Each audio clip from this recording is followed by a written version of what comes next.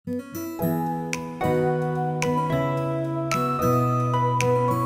pagi rekan-rekan semua, selamat pagi Pak Aiter. Selamat pagi dan kita bergabung kembali di episode yang ke-28 dari program Morning Coffee, satu program dari pelayanan digital ministry GRI Karawaci yaitu channel Tota Scriptura. Dan pada pagi hari ini kita akan membahas satu tema yang sangat-sangat menarik, cari gereja, boleh atau bolehkah mencari gereja? Dan saat ini saya bersama dengan Pendeta Aiter. Pak Aiter akan berbincang-bincang dengan saya untuk membahas satu tema yang menarik ini. Selamat pagi Pak Aiter, sekali lagi Pak. Terima kasih. Selamat pagi dan selamat datang di Morning Coffee di Tota Scriptura ini. Dan kita boleh langsung bahas nih Pak ya? Ya, oke. Kita langsung bahas nih, bicara soal mencari gereja Pak. Sebenarnya mencari gereja ini satu hal yang memang harus dilakukan orang-orang Kristen, atau ada baiknya kita ya memang memanfaatkan apa yang ada. Misalnya kita mengikuti gereja orang tua kita. Kalau orang tua kita sudah bergereja di situ bertahun-tahun, ya udah sebagai anak kita mengikutinya. Atau memang kita harus mencari, menemukan yang paling baik lah misalnya. Sebenarnya prinsipnya bagaimana Pak? Jadi kuncinya adalah di orang yang mencari. Setiap orang kalau mau cari sesuatu, dia sudah harus punya konsepnya. Kalau dia mau cari dokter, misalnya dokter spesialis apa, dia sudah harus punya pengetahuan minimal sedikit tentang penyakit yang dia alami. Sehingga waktu dia cari dokter, dia bisa cari dokter yang tepat. Kalau dia kena penyakit gigi, dia tidak tentu harus cari dokter yang lain. Karena dia harus konsentrasi di gigi, kecuali ada komplikasi. Nah, jadi untuk cari gereja, itu perlu ada orang yang bisa kita percaya, atau yang mempunyai background mengenai kebenaran. Karena cari gereja bukan cari gedungnya, tetapi kebenaran apa yang disampaikan oleh gereja. Nah, ini yang paling penting. Nah, oleh sebab itu cari gereja, tidak lihat gedungnya, tidak lihat jaraknya, tidak lihat besar kecilnya, tapi lihat pengajaran apa yang disampaikan. Kayak sekolah, orang cari sekolah, lalu lihat kurikulumnya. Kenapa kurikulum? Karena mau tahu apa yang diajarkan. Lalu gurunya siapa? Nah, itu menjadi faktor untuk mereka menentukan. Nah, di gereja kita cari tahu ini gereja ngajarnya apa. Lalu hamba Tuhannya ini siapa. Nah, dari situ baru orang akan menentukan. Tetapi ada orang yang merasa kita nggak perlu tahu. Karena urusan rohani sampai dalam itu urusan pendeta. Saya orang awam hanya tahu bagaimana praktika hidup sudah cukup. Nah, itu dilemanya. Tapi kalau kita kembali lagi, kalau kita kerja, kita survei tempat, kita cari kerja. Kita cari sekolah, kita survei sekolah, kita tentukan sekolah untuk anak yang mana. Semua kita ke rumah sakit, kita cari rumah sakit, cari dokter. Kita mau melahirkan, cari dokter mana. Karena kita tidak mau sembarang percayakan dokter ini yang akan merawat saya. Tapi seringkali nanti untuk hal gereja, kita merasa tabu. Kalau saya cari, kayaknya kurang menghormati Tuhan, menghina pendeta. Tapi sebetulnya kita harus menemukan gereja yang sungguh-sungguh mengabarkan kebenaran. Artinya memang kita harus menilai Pak, gerejanya. Kita ketika menilai, apakah itu artinya kita memposisikan lebih tinggi dari gereja Pak? Atau ada sesuatu yang perlu kita pegang dulu untuk menilai itu, atau gimana? Saya makan di satu rumah makan, lalu makanannya tidak enak. Waktu saya bilang makanan ini tidak enak, tidak tentu saya harus bisa masak. Kalau harus bisa masak, baru boleh menilai, maka saya tidak bisa menilai semua makanan, karena saya tidak cukup syarat. Jadi tidak tentu saya harus bisa masak. Nah, sekarang kalau saya menilai satu gereja atau satu ajaran, saya boleh tidak menilai? Jawabannya boleh, karena penilaian itu memang Tuhan yang taruh. Waktu Tuhan cipta dunia ini, Tuhan sendiri yang menilai, ini baik, ini baik. Bahkan Tuhan sendiri yang berkata tidak baik. Tidak baik manusia itu seorang diri saja. Jadi potensi itu Tuhan kasih kepada manusia, untuk manusia nilai ini baik. Dan potensi itu juga Tuhan kasih kepada manusia, itu tidak baik. Jadi baik atau tidak baik, itu potensi yang Tuhan kasih.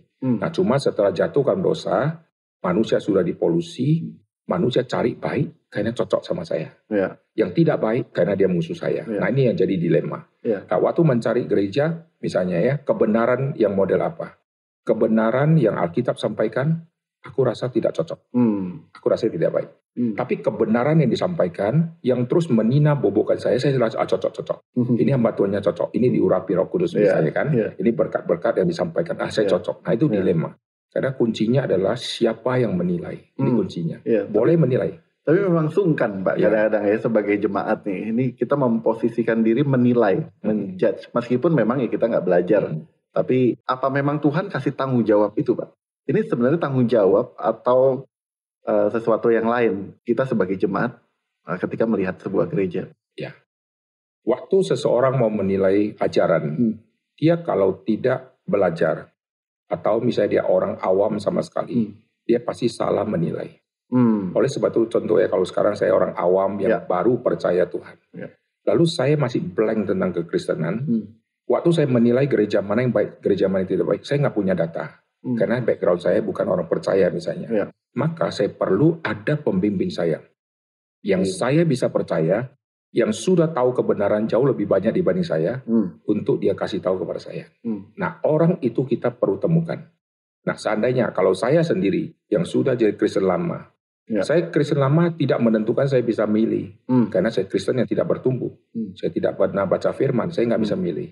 Nah kalau saya Kristen yang bertumbuh, Tuhan akan kasih kepekaan. Karena Alkitab kasih satu rahasia, makanan yang bayi rohani itu susu. Akan menuju kepada makanan keras. Dan kita semua harus makanan keras supaya panca indera kita terlatih. Nah itu ayat Alkitab.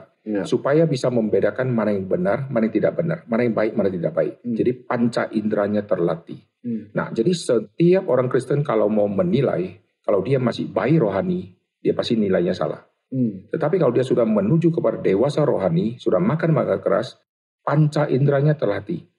Satu kali kalimat disampaikan, dia langsung tahu ini ada yang tidak benar nih.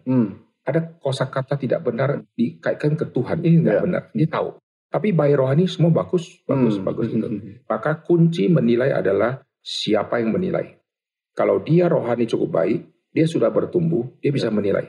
Semua anak yang sekolah, dia pasti menilai sekolah yang jelek. Kenapa? Karena terlalu sulit untuk dia. Tapi orang tua yang bilang sekolah ini bagus. Nah, jadi sekolah itu tidak boleh dinilai oleh anak. Semua anak masuk SD, SMP, SMA, dia rasa jelek. Karena tidak cocok dengan keinginan dia. Tapi kalau sekolah ya, yang ajarkan game, nah dia rasa cocok. Maka penilaian diserahkan ke orang tua. Orang tua yang menentukan. Maka selama saya masih kecil, maka peranan orang tua sangat penting. Dia yang menempatkan saya di sekolah minggu mana. Dia yang mencarikan saya gereja. Gereja di mana saya sekolah minggu, saya rasa tidak enak. Karena tidak cocok dengan keinginan saya. Tapi itu gereja yang baik. Karena saya masih bayi rohani. Tapi sampai kepada saya sudah bertumbuh, menjadi remaja, pemuda, saya sendiri akan konfirmasi. Betul, disinilah saya akan bertumbuh. Nah, jadi mesti kejar sampai dewasa rohani seperti itu. Yang jadi masalah memang kadang-kadang ada hamba Tuhan yang sebenarnya mungkin nggak baik atau doktrinnya agak melenceng gitu, tapi dia sangat meyakinkan, Pak. Misalnya dengan kata-kata ini suara Tuhan, ini Tuhan berbicara kepada saya, ini saya mewakili Tuhan, sehingga banyak orang jadi tidak berani untuk menilai, Pak. Karena ini udahlah saya percaya saja nih pasti benar. Nih sebenarnya gimana? Kalau kita lihat itu di dalam psikologi komunikasi, untuk membungkam lawan bicara kita, kita pakai otoritas. Contoh, kalau kita di reformnya, Pak Tong mengatakan, nah langsung kita bungkam, udah nggak ada lawannya lah kalau sudah pakai otoritas. Kemarin saya ketemu Pak Tong, Pak Tong mengatakan, langsung diam semua. Nah, di dalam khotbah, Roh Kudus berkata kepadaku, maka semua jemaat bungkam. Nah, ini artinya mereka mempergunakan otoritas untuk menghentikan semua perdebatan. Nah, menggunakan otoritas itu sangat penting. Misalnya Alkitab mengatakan, itu bagus. Tapi kalau dia bilang tadi malam Roh Kudus berkata kepadaku, nah ini bahaya. Artinya apa? Dia memakai suara Tuhan, yang dia rasa suara Tuhan, tapi tidak bisa diuji kebenarannya. Nah ini yang sangat bahaya. Nah, sekarang kita kembali lagi. Waktu seseorang memilih gereja, dia rasa ini benar, lalu dia sampai ke gereja itu, dia dengar pendeta yang khotbah, Roh Kudus berkata kepada ini benar, ini benar. Karena dia masih bayi rohani, dia ini belum peka.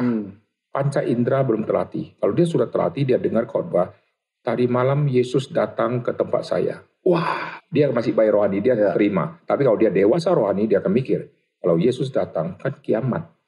Kalau kiamat, nggak mungkin hari ini dia khotbah. Nah, dia tahu ini ada yang koslet. Nah, itu mesti orang yang dewasa rohani yang bisa menilai. Bagaimana caranya menuju ke sana, Pak? Untuk mungkin pendengar atau kita sendiri yang masih bayi rohani. Nah, ini kesulitan di dalam kekristenan, yaitu kekristenan hampir tidak ada semacam sense untuk mengejar yang namanya prestasi rohani. Oke. Kalau anak saya sudah umur 8, langsung kita tahu, ini sudah pasti SD, harus SD. Tidak ada anak kita sudah 8, kita masih mikir cari playgroup di mana. Karena sesuai dengan umur, maka kita tahu penempatan dia SDK, SMPK, SMAK. Sekarang saya sudah Kristen 15 tahun. Tidak ada tuntutan level iman saya mesti di level mana. Maka ada yang 15 tahun tetap bayi rohani. Karena tidak menuntut. Nah, ini kesulitannya. Jadi orang-orang Kristen dia tahu kebenaran, tapi tidak mau menuntut diri. Akhirnya secara iman gitu ya, secara rohani dia sudah lama jadi Kristen, tetapi secara pertumbuhan dia tidak ada. Maka dia harus menuntut diri, harus mengejar. Nah, mengejar apa? Saya sudah 35 tahun jadi orang Kristen. Sekarang kenapa saya masih belajar Allah itu pribadinya seperti apa? Nah, Alkitab mengatakan, kamu ditinjau dari sudut waktu, sudah seharusnya jadi pengajar. Jadi kekristenan dia, di dalam Alkitab itu, sebetulnya kekristenan dia itu sudah harus jadi pengajar. Mengapa sekarang masih diajarkan ajas-ajas pokok? Nah inilah, kehidupan orang Kristen, dia secara ilmu terus cari S1, S2, S3. Tapi secara rohani tidak pernah tuntut. PA tidak datang, tidak apa-apa. Ke gereja kalau bisa bolos, dia bolos. Lalu pembinaan seminar, kalau bayar dia rasa mahal. Padahal dia S1, bayar uang SPP sudah berapa, dia bayar pembangunan sudah berapa, buku ratusan ribu dia beli. Tetapi nanti kalau buku rohani 60.000 dia mikirnya panjang. Nah itu dilema terjadi. Jadi semua ini kita lihat kesulitan ada di diri orang percaya yang sudah Kristen lama, tidak mau kejar itu. Seandainya semua orang Kristen mengejar yang namanya dewasa rohani, wah gereja akan bertumbuh cepat sekali. Lalu dia memilih pasangan, dia memilih dengan prinsip firman. Dia memilih kerja, dia memilih dengan prinsip firman. Kalau tidak, sudah bertahun-tahun jadi orang Kristen masih tanya, bolehkah pacaran sama orang yang tidak percaya? Karena nggak tumbuh-tumbuh, tidak kejar itu. Nah, secara firman dia sudah harus jadi pengajar. Tapi suruh doa saja nggak berani doa, nggak bisa doa. Padahal sebenarnya sudah harus guru firman, yang ngajar firman. Itu dilema di situ. Jadi ketika hal itu sudah terpenuhi nih Pak, bahwa kita kejar kedewasaan, kita bahkan mungkin sudah sampai ke satu taraf kita mulai bisa menilai gereja atau punya sense seorang hamba Tuhan berbicara hal tertentu ini kayaknya ada yang nggak benar nih. Apakah itu artinya memang kita bisa pindah gereja? Bisa semudah itu untuk pindah gereja? Karena kan dalam bayangan saya juga kita perlu komit kepada satu gereja lokal. Makanya ada CD, ada katekisasi, ada atestasi. Tapi ketika sudah masuk lalu menemukan kayaknya ini ada yang salah nih. Apakah itu bisa jadi dasar untuk cari gereja yang lain, Pak? Itu batasannya bagaimana, Pak Eiter? Satu perikop Alkitab, misalnya cerita tentang A gitu ya. Ada pendeta yang khotbah yang kita tahu, aduh dia salah data.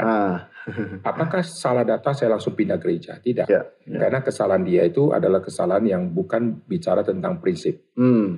Nah, kalau kita dengar satu khotbah atau satu pengajaran yang sudah menyentuh prinsip yang hakiki, yang tidak boleh dilanggar, tapi dilanggar oleh gereja itu, nah kita harus bergumul baik-baik, bukan di sini tempatnya saya beribadah. Misalnya, tentang kepercayaan kepada Tuhan yang sejati.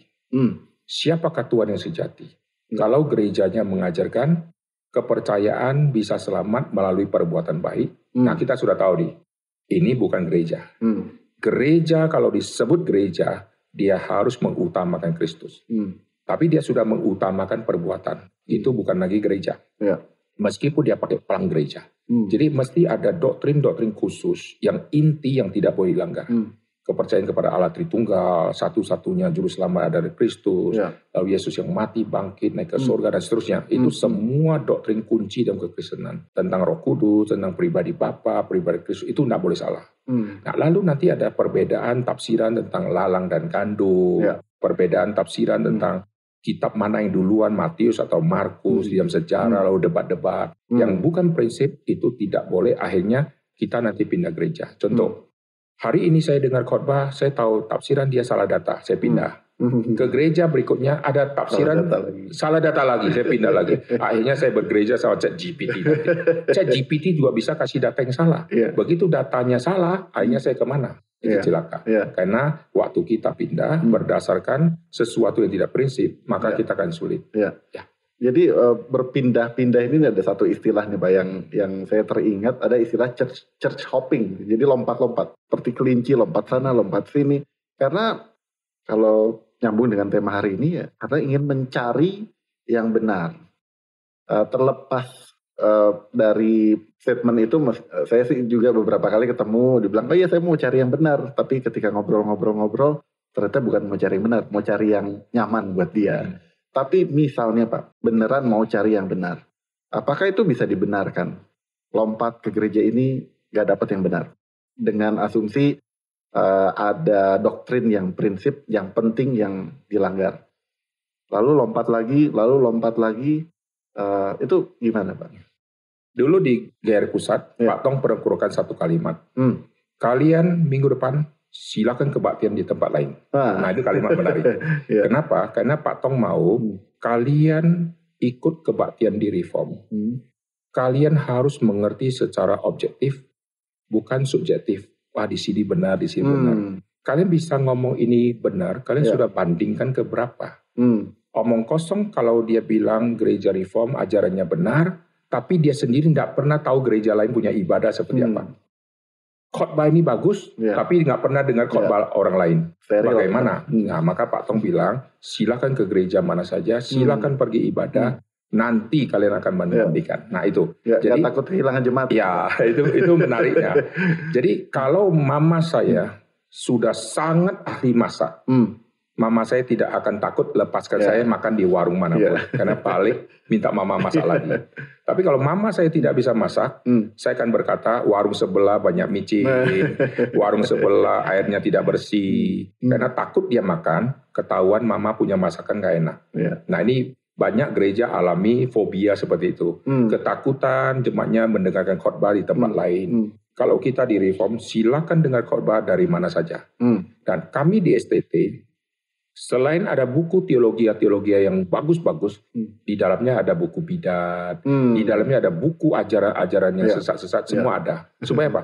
Semua mahasiswa harus membaca. Setelah itu dia ambil keputusan, saya pegang yang mana. Kalau STT itu buang semua buku lain, hanya dari buku satu saja, satu versi saja, satu aliran saja. Bagaimana dia berkata aliran ini benar, yang lain salah? Dia nggak ada perbandingan. Jadi pindah-pindah gereja untuk cari kebenaran. Kadang-kadang Tuhan izinkan di dalam tahap-tahap tertentu orang itu harus mencari. Tetapi kalau terus-terusan seperti itu, ini tidak bisa. Jadi terus, maka Alkitab katakan, kepada siapa engkau membandingkan aku? Dengan ilah manakah engkau membandingkan aku? Karena mereka sudah tahu ilah-ilah begitu banyak. Orang Israel tahu ilah Mesir begitu banyak. Coba kalau orang Israel nggak pernah tahu ada ilah. Lalu Tuhan bilang, kepada ilah mana yang engkau bisa bandingkan sama aku? Mereka bilang nggak ada ilah di sini. Tapi mereka sudah tahu dunia begitu banyak ilah. Lalu Tuhan tantang. Maka mereka bilang, amin. Nggak ada yang seperti Tuhan. Itu. Jadi silakan. Jadi waktu kita berkata, gerejaku ajarannya baik. Ajaran gerejaku benar. Suruh jemaat keliling ke semua gereja. Yang dia bisa tuju, silakan. Setelah itu dia ambil keputusan, benarkah kalimat saya? Nah maka satu sisi itu bagus, sisi yang lain itu resiko. Kalau dia pergi, dia sendiri belum ada fondasi, dia rasa ini juga baik, ini juga benar, akhirnya dia malah bingung. Nah maka perlu ada pendamping. Maka gereja perlu ada KTB untuk per orang punya rohani itu bisa dibina. Sehingga sampai level tertentu waktu dia keliling, dia akan tahu. Kita sekarang keliling-keliling makan, kita ingat masakan mama waktu saya kecil itu enak. Padahal dulu waktu kita makan kita rasa biasa. Sekarang baru tahu itu enak. Jadi dari mama, tangan mama. Waktu saya katakan seperti itu karena saya sudah mencicipi yang lain seperti itu. Saya ingat beberapa jemaat di GRI Karawaci sendiri itu ketika ngobrol-ngobrol ada yang, oh ya Pak, saya dulu lompat-lompat Pak ke sini, lalu tiba-tiba dengerin Pak Tong, lalu ternyata ada di Tangerang ada gereja, mulai masuk ke sini, dengerin Reform 21, ternyata ada gereja, masuk. Tapi memang awalnya lompat-lompat. Tapi nggak semua orang Kristen harus melewati masa itu kan ya Pak ya? Kalau memang, atau gimana Pak? Ya. Ada yang dia sudah dari kecil misalnya, dia bawa orang tuanya ke satu gereja, dan dia sudah dapat firman di situ, sampai dewasa, nikah, bahkan sampai mati di situ, bisa seperti itu. Nah, ada lagi orang yang pernah alami lompat-lompat, bergumul di sini, lalu pindah-akhirnya masuk ke satu ajaran yang benar. Nah, dua macam orang Kristen ini, nanti orang Kristen yang kedua yang lebih kuat. Karena dia pernah alami, dia pernah tahu, dia pernah disesatkan tanda petik itu. Jadi waktu dia kembali ke benar, dia akan militan. Sedangkan yang dari kecil sudah dengar ajaran, tinggal nggak ada tantangan. Seperti saya seorang yang jadi Kristen, contoh ya, dari latar belakang non-Kristen. Saya 5 kali mau dibunuh, sekarang jadi Kristen. Wah, pasti saya militannya luar biasa. Dibandingkan dari kecil, nyaman ke gereja, nggak ada yang ganggu. Saya Kristen, tapi kurang kuat. Nah, jadi seperti itu. Jadi bukan berarti semua orang Kristen harus keliling, nggak. Ada orang yang Tuhan izinkan untuk bergumul sangat lama. Dan bukan berarti yang belum lompat-lompat, saatnya lompat-lompat sekarang setelah dengerin ini kan. Ada yang dia tidak usah lompat, dia sudah tahu di sini. Tetapi bukan berarti dia tidak tahu, dia dengar. Dia dengar dari YouTube kah, dia dengar kaset kah, dia baca buku aliran lain, tapi dia tidak pindah, dia baca. Jadi dia bisa keliling kemana melalui baca dan dia dengar. Dengar rekaman khotbah, dengar siaran khotbah, atau mata nonton khotbah orang lain, dan dia tahu meskipun fisik saya tidak hadir, tapi saya sudah ikutin khotbah pendeta ini. Apalagi sekarang zaman medsos. Jadi dia tidak usah hadir di gereja sana, dia sudah bisa dengar. Sekarang kita mau cari pendeta A. Dia khotbahnya di mana? Kita langsung tahu. Kalau dia ada di upload ya, lalu kita bisa dengar, konsep dia tentang ini. Langsung kita tahu. Nah, setelah itu kita tahu, wah ini gereja yang bagus. Nanti kalau suatu saat saya pindah ke kota sana, saya akan bergereja tempat dia misalnya. Karena kota saya sekarang nggak ada gereja dia seperti itu. Nah, maka setiap orang itu beda-beda. Ada yang dialami pindah sini, pindah sana. Saya sendiri dulu dari Metodis. Saya dibesarkan dari sejak kecil. Sampai lulus SMA saya Metodis. Maka zaman saya tidak ada, waktu kecil nggak ada karismatik, nggak ada semua ada yang lain. Jadi di Sumatera Utara, kalau disebut saya Kristen tapi Chinese, pasti Metodis Chinese. Metodis 2 namanya. Kalau saya pribumi, saya sebut Kristen, pasti kalau tidak HKBP, Metodis 1. Itu yang banyak orang Bataknya. Cuma itu, nggak ada perbandingan. Jadi kalau saya kecil ditanya, gereja yang benar yang mana? Ya ini. Nggak ada lagi yang lain. Nah sekarang masuk begitu banyak aliran. Nah dengan masuk, waktu saya pindah ke Jakarta, saya mendapatkan banyak aliran. Lalu saya coba masuk ke aliran yang lain. Waktu saya masuk ke aliran lain, nah karena fondasi saya tidak kuat, saya merasa aliran itu yang benar. Nah sampai akhirnya saya bertemu dengan Reform. Nah saya masuk ke gereja Reform di tahun 90. Waktu itu Pak Tong khotbah di Granada di lantai yang bawah. Waktu itu jemaat masih di lantai bawah. Saya udah kebaktian di situ. Lalu saya dengar khotbah, ini siapa? Ini orang tua. Zaman dulu Pak Tong masih sangat totok. Bahasa Mandarin, dia sangat kuat. Ke Indonesia totoknya luar biasa. Saya pikir ini encik-encik dari Tiongkok mana gitu. Lalu setelah itu saya dengar khotbah, saya nggak ngerti. Karena Pak Tong khotbah Yohanes pasal 1, dan ini sangat dalam, saya nggak ngerti. Karena saya dari kampung. Pak Tong khotbah filsafat. Nah, sejak saat itu, saya mulai pikir, gereja kok pendetanya khotbah membuat orang tidak mengerti ya. Penasaran, terus ikut itu. Nah, baru saya sadar, waktu tidak mengerti, karena saya sudah terlambat begitu jauh. Saya selama jadi Kristen tidak pernah bertumbuh, nggak pernah tahu hal-hal yang berat. Akhirnya saya kejar untuk mendapatkan makan keras. Maka saya sekolah teologi awam, lalu setelah itu saya menentukan, saya harus mengabdi dan melayani di gereja Reform. Maka sejak tahun 90 sampai hari ini saya ada di Reform. Tapi sebelumnya saya sudah ada di Metodis, Saya pernah ke karismatik, keliling-keliling pindah-pindah gitu. Nah, seperti itu. Nah, itu kan tadi dari sisi jemaat yang lompat-lompatnya, Pak. Kalau dari sisi jemaat yang memang sudah menemukan dan sudah cukup dewasa untuk menemukan dan benar-benar menemukan, hal apa yang kita perlu lakukan, Pak, ketika ketemu sama orang-orang atau jemaat-jemaat yang lompat-lompat seperti ini, Pak? Peranan kita sebagai jemaat yang sudah mengerti terlebih dahulu itu sebenarnya apa, Pak? Ya. Kadang-kadang kita lihat mereka yang lompat-lompat, langsung kita mencap mereka rohani nggak baik kan. Tapi sebetulnya tidak lama kemudian kita juga lompat. Karena kesalahan konsep kita kalau kita sendiri tidak dibereskan. Misalnya ya, kita punya angan-angan sebagai gereja begini. Ternyata suatu saat ada yang mengecewakan saya. Saya sendiri loncat, saya sendiri pindah. Jadi banyak faktor yang membuat orang itu loncat, bukan karena pengajarannya, tapi karena personal sama personal. Ada clash, dia tinggalkan gereja. Kalau tanya ajaran bagus, tapi personal nggak bisa lompat cabang juga. Nah, ini yang mengerikan. Ini yang paling susah. Jadi bukan lagi alasan kebenaran, tapi alasan personal. Nah, ini kalau diselesaikan setengah mati, konselingnya susah. Karena udah ada dendam pribadi, itu susah. Nah, kalaupun dia tidak pindah, kalau musuh dia jadi ditugis, dia lihat namanya minggu depan, dia nggak datang. Kalau pendetanya adalah musuh dia tidak datang. Khotbah KU1, pendeta itu. KU2, bukan, dia datang ke KU2. Kalau semua KU pendeta itu, dia pindah gereja lain. Nanti minggu depan balik lagi. Nah, itu banyak di gereja yang bersembunyi seperti itu. Seolah-olah dia setia, tapi sebetulnya di dalam dirinya sudah loncat-loncat. Jadi ada yang loncat di luar gereja, cari-cari. Ada yang loncat-loncat diam gereja. Pendeta kesukaan dia ada di KU3, dia ke KU3. Dia tidak suka yang KU2, dia tidak ke KU2. Padahal dia rutinnya di KU2. Dia loncat-loncat di situ. Nah, itu masih loncat di dalam. Yang loncat di dalam itu sebenarnya banyak. Nah, ini belum diselesaikan masalahnya. Begitu muncul kekecewaan, dia akan loncat betulan keluar. Itu banyak diam gereja. Nah, ini dilema yang gereja harus selesaikan yang sangat susah. Kalau yang di luar, memang dia di luar. Kita hanya mohon Tuhan berbelas kasihan dia kembali. Tapi yang di dalam, wah, ini setengah mati. Karena dia tahu semua, dia tahu kelemahan semua, dan dia pernah ada di dalam. Waktu dia keluar, dia akan menjadi musuh gereja ini. Dia akan menjelekkan gereja ini. Dia merasa gereja ini tidak benar dan dia akan maki-maki. Nah, banyak orang yang sudah keluar, misalnya dia keluar dari gereja reform.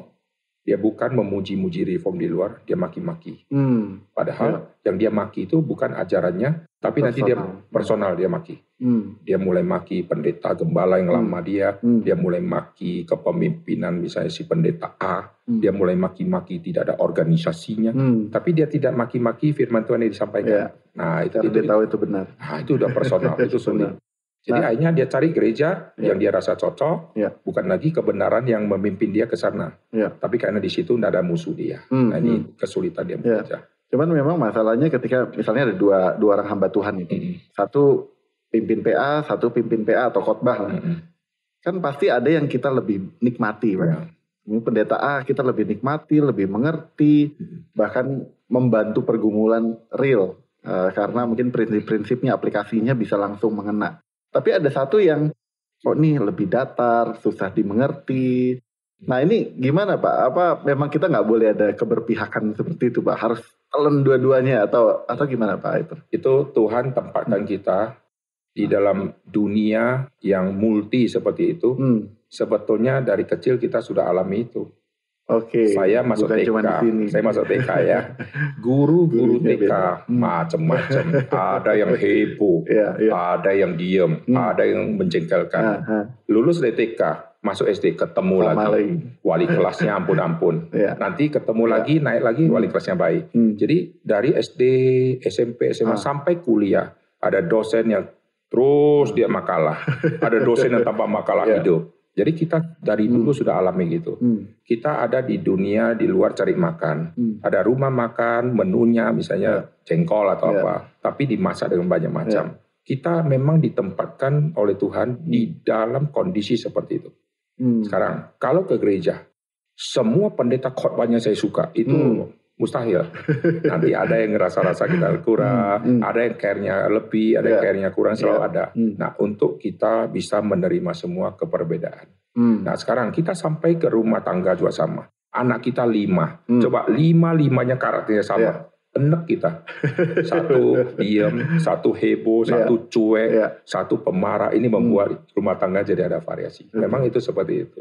Jadi kita ke gereja bukan cari si A-nya, karena si A-nya bisa memenuhi apa yang ku mau. Di gereja ada si B juga. Tuhan tempatkan orang ini. Ada ayah, ada ibu juga kan di rumah. Jadi kita hanya cocok yang mama, karena mama lembut. Ada ayah, ingat. Dan justru ayah yang kita tidak suka, Tuhan bilang ini kepala. Dia harus terima. Jadi di gereja juga sama. Selama dia hamba Tuhan, yang dipanggil Tuhan, Tuhan utus dia melalui sinode, taruh di gereja kita. Kita terima. Karena dia sampaikan firman, pasti dia bergumul dulu. Tuhan titip ke mulut dia untuk firman untuk kita.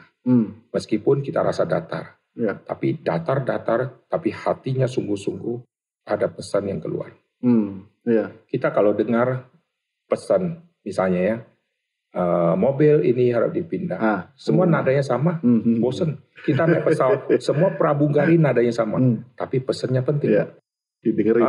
Mobil pindah, nadanya sama. Tapi mobil plat kita yang kena, kita harus pindah. Jadi sama. Kita bukan cari nadanya, datarnya. Memang alangkah baiknya ada variasi.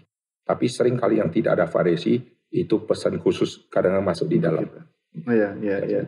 Nah, bicara lagi Pak soal cari gereja atau pilih gereja. Mungkin saya pribadi sendiri Pak, dan saya ketemu banyak orang juga, lebih banyak yang memang dari lahir, dari orang tuanya sudah di situ, ya udah saya memilih di situ. Tapi ada momen-momen akhirnya dipaksa untuk memilih gereja. Misalnya momen ketika akhirnya harus pindah kota dan tidak ada gereja asal kita di kota tersebut. Atau pacaran dengan yang beda gereja. Ketika berpacaran dengan beda gereja harus menentukan gereja mana nanti keluarga baru ini akan beribadah. Nah, ini prinsip-prinsip apa yang kita harus pegang Pak ketika memilih gereja seperti itu? Anggap dua-duanya baik misalnya. Itu pun juga bagian dari mencari gereja. Jadi di dalam aliran gereja ada aliran yang masih senada. Ada aliran yang agak mulai menjauh. Ada yang sangat menjauh. Jadi kalau misalnya kita ada di aliran gereja A misalnya kita tahu ini ajarannya benar. Tapi gereja ini tidak ada di kota yang saya akan pindah. Maka saya cari yang senada dengan dia. Jadi kita mulai mencari yang senada, yang Injilika atau yang misalnya yang senada lah secara ajaran. Kita cari di situ. Karena kalaupun nanti ada perbedaan ajaran, tidak terlalu complang, tidak terlalu jauh, masih senada ya. Kalau kita tidak cari yang senada, kita langsung ke ekstrim yang lain, nanti akan terjadi beda. Semua ibadah, tata cara semua akan beda. Cara khotbah, pendetanya, semua kostum semua akan berubah. Nah, karena gereja itu tergantung dia punya aliran seperti apa. Jadi kalau misalnya saya dari aliran A misalnya kan, lalu kalau kita pindah, gereja saya tidak ada, ya saya cari yang senada. Dulu di Malaysia, di Penang, ada PRII Penang. Waktu zaman kerusuhan Mei, banyak orang-orang Sumatera Utara pindah ke Penang, maka Penang buka gereja reform. Nah, kami mahasiswa teologi, kami 3 orang yang diutus, salah satunya saya, rutin 10 hari untuk menggembalakan di situ, melayani di situ. Lalu di sana pernah ada orang yang mau jadi Kristen, dia mau katekisasi dan dia mau dibaptis. Tapi karena PRII, Persekutuan Reform, nggak boleh ada baptisan, dan kami masih hamba Tuhan waktu itu evangelis. Kami nggak boleh lakukan semua tindakan ini.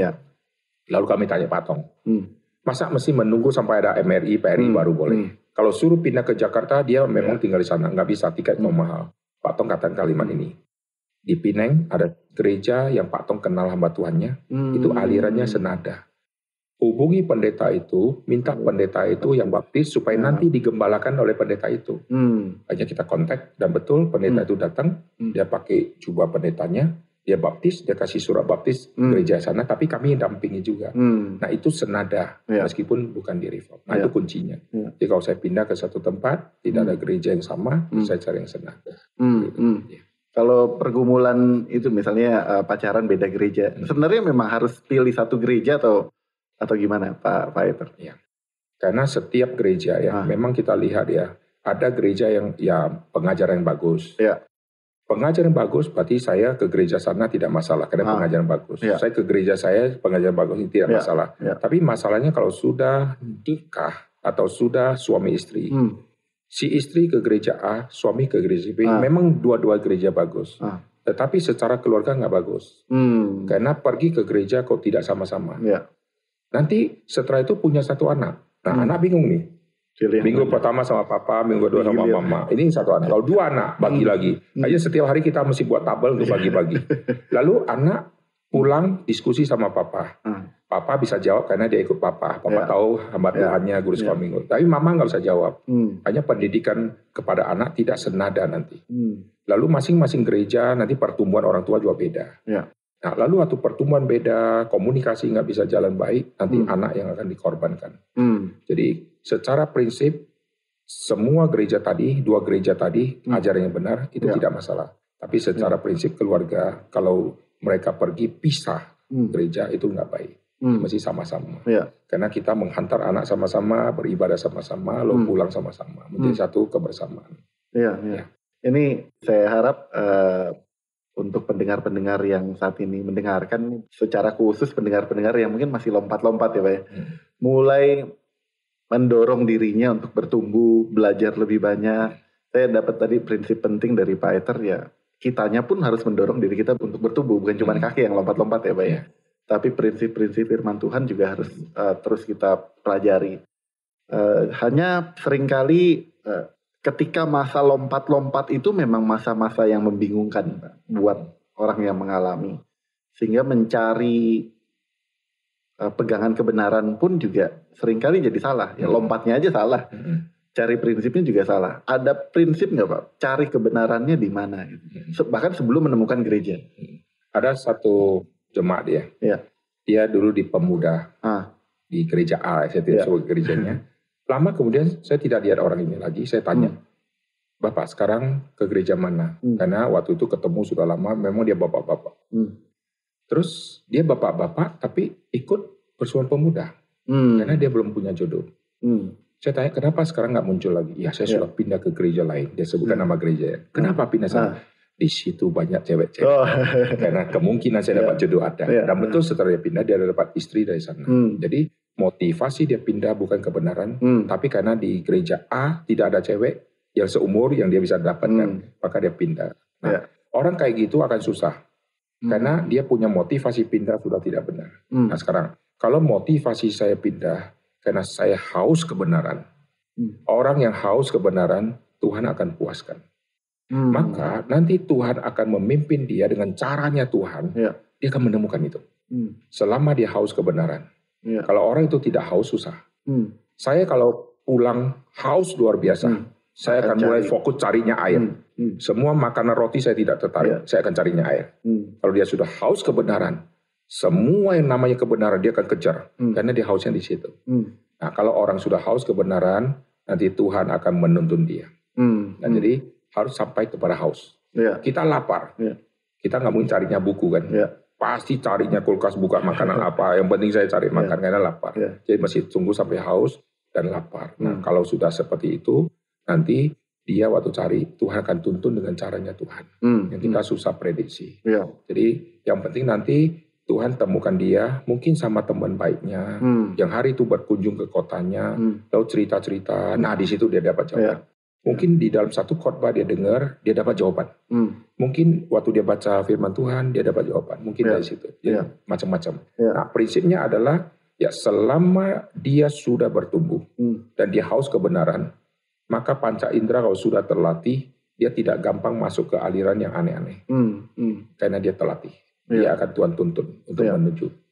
2 minggu lalu, 2 episode sebelum ini kita ada pembahasan tentang bagaimana di dunia digital itu bermunculan nih YouTube atau channel-channel, ada muncul istilah apologet Kristen, bahkan banyak orang yang membahas teologi ya. Ini satu sisi baik, tapi satu sisi ada ekses negatifnya juga, yaitu banyak yang sesat juga.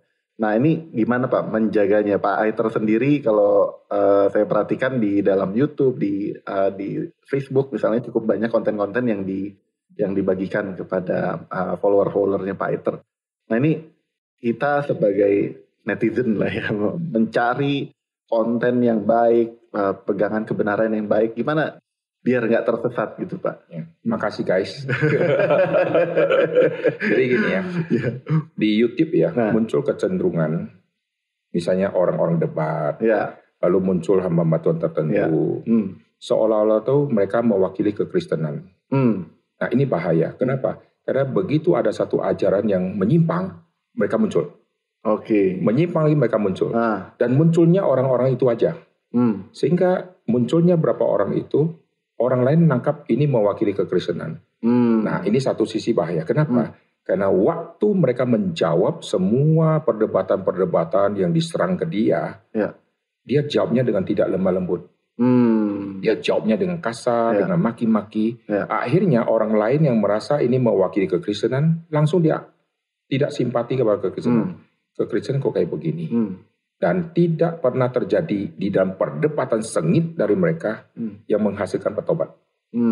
Karena mereka yang berdebat, si A sama si B, masing-masing pegang. Apalagi disiarkan. Siapa yang di dalam penyiaran lalu merasakan, hari ini saya salah, saya menerima, bahwa saya salah, saya mau mendapat yang benar. Tidak ada. Mereka akan debat, setelah selesai muncul lagi, dan tidak akan selesai. Jadi, debaters itu atau orang-orang yang suka membela iman kekristenan, apologet, ya satu sisi mereka bagus. Tapi bagi saya tidak pernah jawab orang yang menentang tentang iman kekristenan. Bagi saya, kalau saya tahu ini pertanyaan yang sangat penting, saya akan buat seminar tentang itu. Karena orang lain kalau punya konsep A, saya langsung katakan B yang benar, nggak bisa. Saya harus membuat semua ajaran itu menjadi jelas dengan menuntun dia. Untuk dia bisa dituntun, saya harus bahas dari awal. Maka saya bahas di dalam seminar. Habis itu saya publish, saya taruh di YouTube. Nah harap orang-orang seperti itu mau dengar. Kalau dia tidak mau dengar, ya udah biar orang lain yang dengar. Sehingga dengan adanya begitu, nanti kita lihat kesimpulan. Terima kasih. Saya sudah dapat jawaban. 15 tahun yang lalu, saya bergumul, sekarang saya dapat jawaban. Nah, coba kalau kita jawab dia sampai mulut berbusa-busa nggak ngerti. Nah, maka dengan cara saya buat seminar, saya buat tema khusus, akhirnya mereka dengar, nanti Tuhan gerakkan, Tuhan pimpin mereka dapat jawaban. Daripada saya hantam frontal sama dia, akhirnya terjadi musuh-musuhan dan relasi nggak baik. Jadi, waktu kita melihat semua yang seperti itu, kadang-kadang satu sisi baik, tapi sisi yang lain kita prihatin. Karena kekristenan sudah tidak lagi identik dengan kau harus mempertahankan imanmu, tetapi harus dengan lemah lembut dan sopan. Wah, mereka sudah kasar, maki-maki, dan tidak karu-karuan. Itu sayang sekali ya. Ada prinsip yang bisa kita pegang Pak untuk nggak salah pilih dalam melihat konten-konten yang begitu banyak atau diskusi-diskusi yang begitu banyak di dunia digital, Pak, di online misalnya. Paulus mengatakan semuanya boleh, tapi tidak semuanya berguna. Nah ini menarik. Jadi saya lihat pendeta A, pendeta B, semua boleh kok. Silakan. Yang ngacok-ngacok silakan. Tapi berguna atau tidak. Nah, contoh ya, saya punya waktu sisa 2 jam. Saya sudah mau boarding misalnya. Lalu 2 jam itu saya gunakan untuk santai. 2 jam itu saya harus tinggalkan bandara karena handphone akan dimatikan. Karena wifi sudah tidak ada, di pesawat nggak bisa main lagi. Maka 2 jam itu saya harus cari sesuatu yang penting, karena begitu landing saya akan pimpin seminar. Maka saya akan belajar semua konten-konten yang berhubungan yang penting-penting. Saya tidak lagi nonton misalnya take me out gitu ya, take him out apa, lalu buka flash nanti siapa. Itu boleh, tapi tidak berguna, karena sisa 2 jam. Nah, jadi waktu kita mendengarkan semua khotbah-khotbah, channel-channel apa saja, itu berguna atau tidak, itu kuncinya. Tapi bukan berarti setiap detik, setiap menit kita harus cek guna nggak. Kita jadi orang yang fobia lagi. Hanya semua kita harus selidiki, guna nggak, guna. Apa gunanya saya klik YouTube ini? Lalu kita diskusi. Untuk diskusinya di dalam diri sendiri perlu 15 menit. Yang penting gua klik aja. Setelah klik dengan sampah lewat, sampah selesai. Daripada debat-debat. Jadi silakan. Semua boleh, tapi tidak semuanya berguna dan tidak semuanya membangun. Jadi kuncinya setelah saya lihat ini membangun saya enggak. Setelah saya lihat, saya mengerti. Setelah mengerti ini untuk apa? Untuk saya sombong atau untuk saya, wah tidak ditipu lagi, kelak saya harus hati-hati dan seterusnya. Itu silakan. Iya. Thank you Pak Aiter. Ini diskusinya sangat-sangat menarik dan saya yakin sekali para pendengar juga terberkati. Balik lagi kepada tema besar cari gereja ini Pak. Mungkin ada prinsip-prinsip terakhir sebelum kita tutup diskusi pagi hari ini. Apa yang harus diingat kembali oleh kita ketika menggumulkan atau memikirkan dan bahkan harus memilih sebuah gereja Pak? Ya. Kalau saya punya konsep ya. Waktu si Elia sudah merasa tidak ada lagi orang yang seperti dia. Memang dia tidak tahu ada orang lainnya. Lalu Tuhan berkata masih ada 7.000 orang yang tidak akan tunduk kepada Baal. Kalimat itu menyentuh saya. Kadang-kadang kita di satu gereja, kita merasa ini gereja yang paling benar. Seperti Elia, saya sudah hamba Tuhan yang paling baik. Saya sudah menyatakan iman. Yang lain-lain semua mungkin sesat-sesat. Tuhan bilang masih ada 7.000. Jadi saya percaya di luar gereja kita masih banyak hamba-hamba Tuhan yang bagus-bagus. Mereka ada sekarang mungkin di aliran A, aliran B yang sama-sama tidak tunduk kepada Baal. Tapi masalahnya kita mungkin belum kenal dia. Elia juga tidak kenal yang 7.000, tapi ada orangnya. Saya percaya.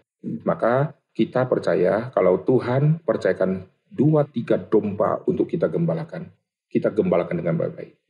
Kalaupun kelak 2-3 domba ini pindah ke pendeta lain, kita harap pendeta itu adalah salah satu dari 7.000 yang tidak tunduk kepada Baal. Sehingga dia juga bertumbuh di situ. Jadi kita tidak boleh merasa, wah dombaku dicuri. Kita nggak punya domba, karena domba milik Tuhan. Jadi sebelum kita jadi hamba Tuhan, sudah banyak hamba Tuhan yang baik-baik. Sebelum hamba Tuhan yang baik itu ada, sudah banyak hamba Tuhan yang baik-baik. Dan semua hamba Tuhan di generasi kita sebelumnya, mereka bukan aliran gereja kita. Mereka tidak tahu yang namanya reform Injili toh. Apakah semua leluhur kita semua amburadul? Wah, yang bagus-bagus. Itu mereka setia, misionaris, semua setia. Mereka menanam gereja, membangun gereja itu semua setia-setia. Tapi mungkin kita nggak kenal namanya. Nah itu masuk kepada 7.000 orang itu. Tapi mereka diterima oleh Tuhan. Yang sekarang mungkin ada di samping Tuhan Yesus, sedang menikmati kebahagiaan yang kita nggak kenal. Nah sama di zaman ini. Kita salah satu di antara 7.000 yang tidak tunduk kepada Baal. Yang kita tahu. Tapi di luar ini banyak. Saya percaya di gereja A, gereja B, ada orang itu. Dan untuk rekan-rekan yang masih lompat-lompat, mari kita belajar cari kebenaran. Punya kehausan, tadi Pak Aiter bilang kehausan akan kebenaran, dan pasti Tuhan akan menyediakan kebenaran itu ya. Terima kasih Pak Aiter sekali lagi untuk diskusi pagi hari ini. Sangat-sangat terberkati, dan sekali lagi selamat pagi dan terima kasih untuk kedatangannya Pak Aiter. Terima kasih. Tuhan memberkati. Terima kasih. Terima kasih.